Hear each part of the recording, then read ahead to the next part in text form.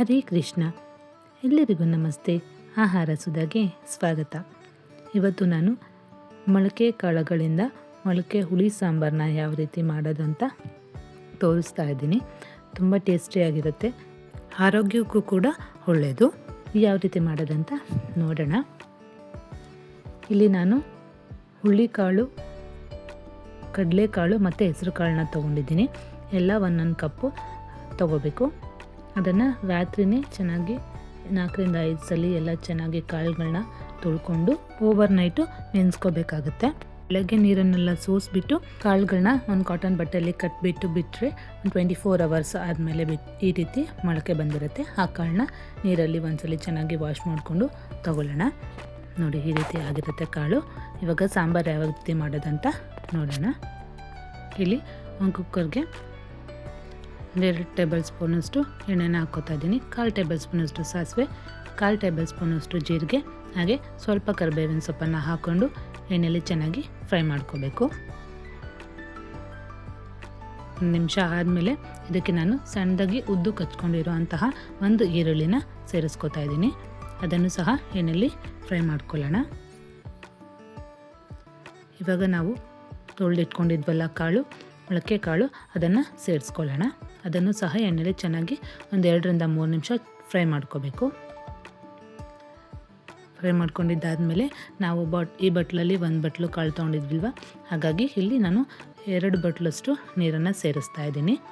ಹಾಗೆ ಹುಳಿಗೆ ಅರ್ಧ ಟೊಮೆಟೊನ ಸೇರಿಸ್ಕೊತಾ ಇದ್ದೀನಿ. 1 ಈರುಳ್ಳಿನ ಸೇರಿಸ್ಕೊಳ್ಳೋಣ. ಕುದಿ ಬಂದಮೇಲೆ ನಾವು ಕುಕ್ಕರ್ ಲಿಡ್ನ ಕ್ಲೋಸ್ ಮಾಡಿಬಿಟ್ಟು 3ರಿಂದ 4 ವಿಷಲ್, ಕಾಳು ಬೇಯಬೇಕಲ್ವ, ಹಾಗಾಗಿ ಒಂದು 4 ವಿಷಲ್ನ ಕೂಗಿಸ್ಕೊಳ್ಳೋಣ. ನೋಡಿ, ಇವಾಗ ಕೂಗಿದ್ದಾಗಿದೆ, ಪ್ರೆಷರ್ ಕೂಡ ಬಿಟ್ಟಿದೆ. ನೋಡ್ತಾ ಇದ್ದೀರಾ ಅಲ್ವಾ, ಕಾಳು, ಟೊಮೆಟೊ, ಈರುಳ್ಳಿ ಎಲ್ಲ ಚೆನ್ನಾಗಿ ಬೆಂದಿದೆ. ಇವಾಗ ನಾವು ಕಾಳನ್ನ ಒಂದು ಬೌಲ್ಗೆ ಎತ್ತಿಟ್ಕೊಳ್ಳೋಣ. ಸ್ವಲ್ಪ ಕಾಳನ್ನ ಹಾಗೆ ನಾವು ಬೇಯಿಸೋಕೆ ಹಾಕಿದ್ವಲ್ವ ಈರುಳ್ಳಿ ಮತ್ತು ಟೊಮೆಟೊನೂ ಸಹ ಈ ರೀತಿ ಒಂದು ಬಟ್ಲಿಗೆ ತೆಗೆದುಬಿಟ್ಟು ಹಾರ್ಕೊಳ್ಳೋದಕ್ಕೆ ಬಿಡೋಣ. ಈಗ ಮಸಾಲೆ ರೆಡಿ ಮಾಡ್ಕೊಳ್ಳೋಣ.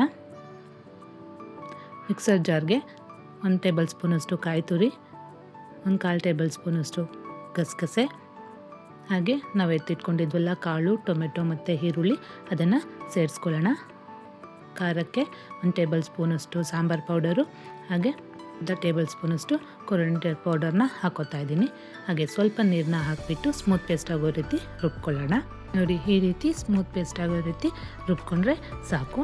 ಇವಾಗ ಒಂದು ಪಾತ್ರೆಗೆ ನಾವು ಬೇಯಿಸ್ಕೊಂಡಿದ್ವಲ್ಲ ಕಾಳು, ಆ ಕಾಳು ಮತ್ತು ಕಟ್ಟನ್ನು ಎರಡನ್ನೂ ಹಾಕ್ಕೊಳ್ಳೋಣ.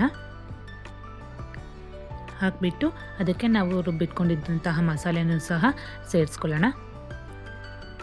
ಎಲ್ಲ ಒಂದ್ಸಲಿ ಚೆನ್ನಾಗಿ ಮಿಕ್ಸ್ ಮಾಡ್ಕೊಂಡ್ಬಿಟ್ಟು ಕುದಿಯೋದಕ್ಕೆ ಬಿಡೋಣ. ನೋಡಿ, ಇವಾಗ ಎಲ್ಲ ಸಾಂಬಾರು ಕುದೀತಾ ಇದೆ.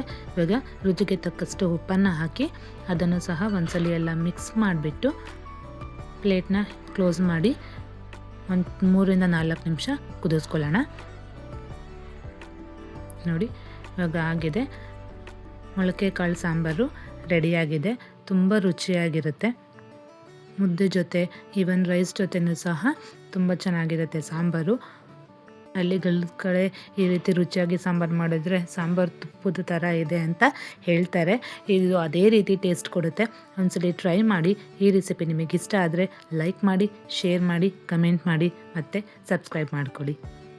ಧನ್ಯವಾದಗಳು.